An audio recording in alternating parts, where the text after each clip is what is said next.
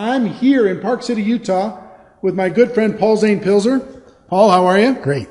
Paul invited us to his home, magnificent, interesting home up here in the mountains. And we just finished an interview for the network marketing documentary that's coming out the end of this November. And Paul's actually going to be at the event speaking as well. He's going to be just coming off a tour in China.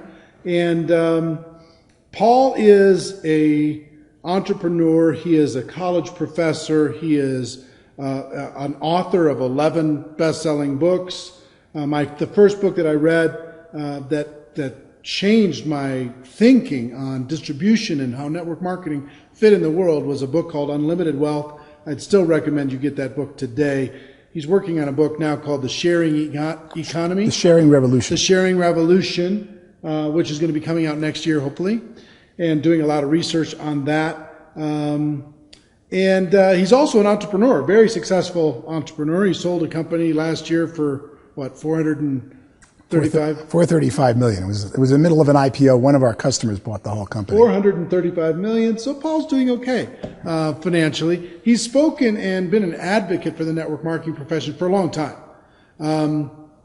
So first of all, thank you for agreeing to do the documentary. Thank you for saying hi to this community. Just so you know, this community is about 500,000 people around the world in hundreds and hundreds of network marketing companies and over 100 countries that watch this on a daily basis. So I want to just turn the camera on and have you say hello to them, but also share with me or share with them what you shared with me about the value of network marketing, what's happening in the economy today, and what you see moving forward in the future. The world economy, led by the U.S. economy, is in great shape. Our gross domestic product is going up every quarter by substantial numbers for the last few years. And I'm predicting far greater economic growth in our actual output, what we produce. Amazingly, at the same time, unemployment is skyrocketing.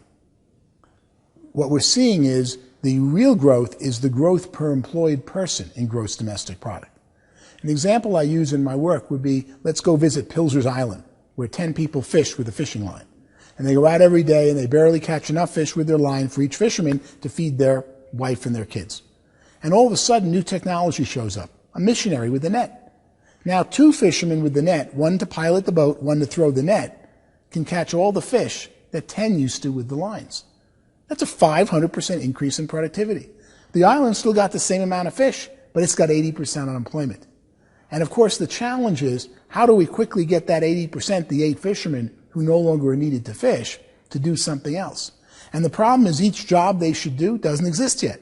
One becomes a teacher. They never knew you could hire a teacher. They thought you have to teach your own kids. One becomes a doctor. He takes care of sick. I thought you only take care of your own kids when they're sick. One becomes a roofer. They don't just fix the roof. He becomes a specialist at learning how to keep their huts from leaking. All of a sudden, the economy grows a major amount, 500%, with roofing, with teaching, with medicine on top of the fish.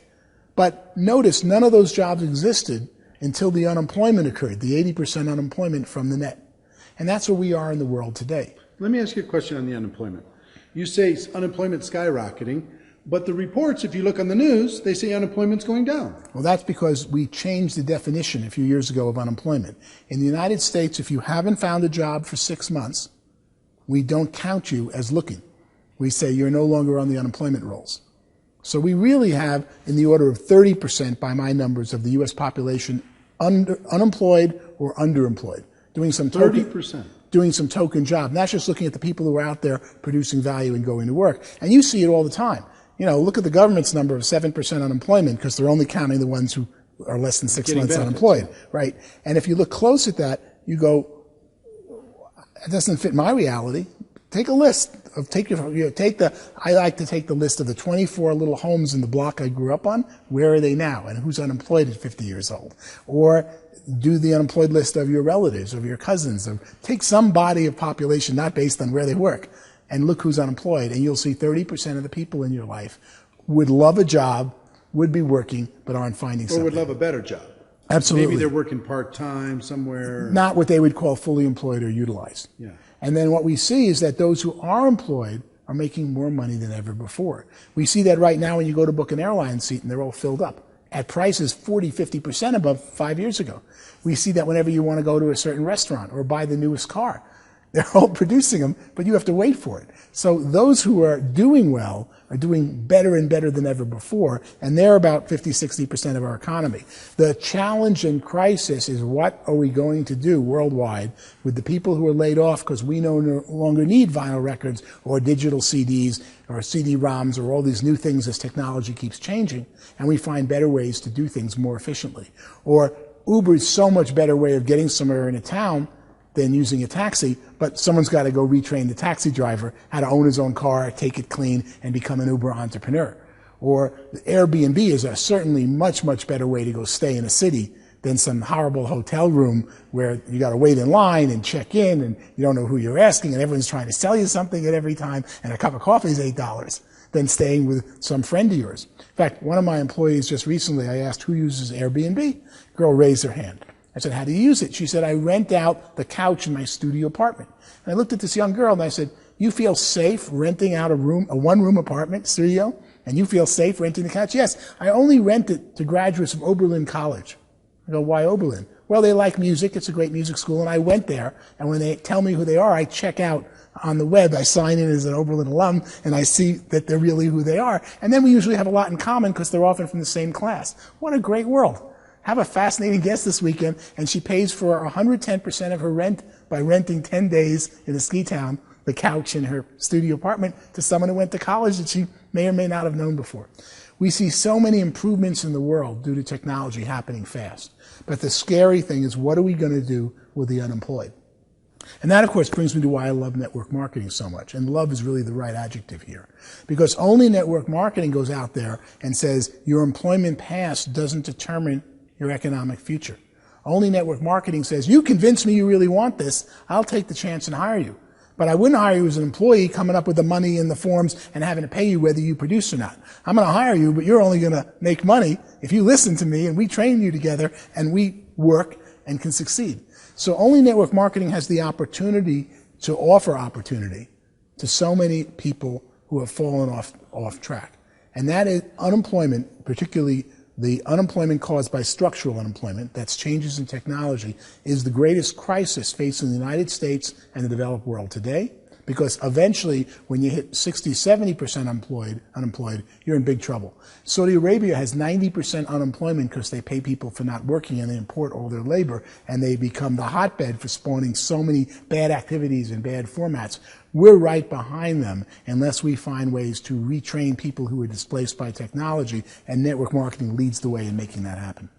So tell me what you think about the future of network marketing. As we retrain these people, new skills, entrepreneurial skills, we teach people how to be entrepreneurs, take charge of their life, run their own life, get away from that job if they want to, have that extra income, build a career. What do you see as the future? Well, ultimately, the companies that succeed today in network marketing, while they think it's their product or something that's unique, what they're really succeeding at is intellectual distribution, distributing information about a product or service that will improve your life. Original network marketing was carrying goods, distributing when there wasn't UPS, there wasn't the post office, and you had to take them out of your trunk and lug product all over the place. Today, network marketing, virtually every network marketing company, is really about somebody teaching something else to someone, teaching a better method to someone, a better product, a better business way of doing business. And that is the strength of network marketing, and that's the bottleneck. As new technology comes up that would allow an Uber, an Airbnb, or so many things I'm studying in the sharing economy to exist, someone's got to teach the consumer how to use the new technology. And network marketing, while you think you're developing your wellness business, you're really developing your skill business at teaching other people new things. And that's going to be where the big money is. It already is in network marketing. That's going to be increasingly where there's more money in society, because companies want to train you or teach you to go train people about their product. Nobody does that as well as the network marketing industry. Yeah, I agree with you. And one thing I would tell you that I learned from your book, Unlimited Wealth, way back in my early days of network marketing, is you talked about something in the book called the technology gap. The difference between where technology was in its inside of a company and where it could be, where it could or individuals, the way in which you shave or drive to work, and the better way you don't know about yet. And what little things sometimes stick in my brain, and they change the way I think from then on. And from then on, I thought about everything that I did. Where was I on this skill, my personal skill, on finding people to talk to about my business? Where was I, and where's the best? What's the best there is? What's the blue chip standard? And what steps do I need to take in order to get from where I am to where I got? And every time I got to that next step, there was always something else. There was always a little growth. There was always somebody figured out a new way to be able to do it a little bit better, a little bit better. It's like climbing the mountains behind you. As you climb each mountain peak, you see another higher peak, but you couldn't have seen it because the mountain was in your way. And then you get to the higher peak and there's another mountain in your way, and you find there's always another higher mountain or better way of doing something. But until you mastered the one you're challenged by, you didn't know there was another higher way. Instead of looking for the magic downline or the magic product or the magic compensation plan, I was looking for the magic me, because of the technology gap idea in my head that you planted from your book that said, you had me go, okay, here's where I am on the 7 skills of network marketing. Here's where I am in my own attitude. So talk about for a moment just about the value of deciding to be a lifelong learner, the value of getting excited about a new idea, and why network marketing rewards that so well and encourages that so well. Mm-hmm. It's a question of faith. You go out to learn a better method. You master some area of a computer. You master some way of doing something. You learn a new network marketing technique to build your downline or communicate with people. And then you have faith to go, even though I just did all this and all the work, there's a better way out there. I'm going to have to ride and use what I just learned, but in 3 months or 6 months, I'm going to start again, because there's always newer and better methods. And the people who succeed are the ones who adopt those the fastest. My quote back then in Unlimited Wealth was to the effect of, prosperity belongs to people who learn things the fastest. In the old days, you were told, learn this job, learn this function, do this and this better. I can hear my parents than everybody else. Wrong, because if you stay focused on one thing doing it better, there's a new method that's so much better that the person who uses the technology grows the fastest. You know what I found is interesting in network marketing? That the companies can focus on innovation. But I don't need to focus too much on innovation. I actually need to focus, which is something much harder, I think, when it comes to a large group of people, is simplicity.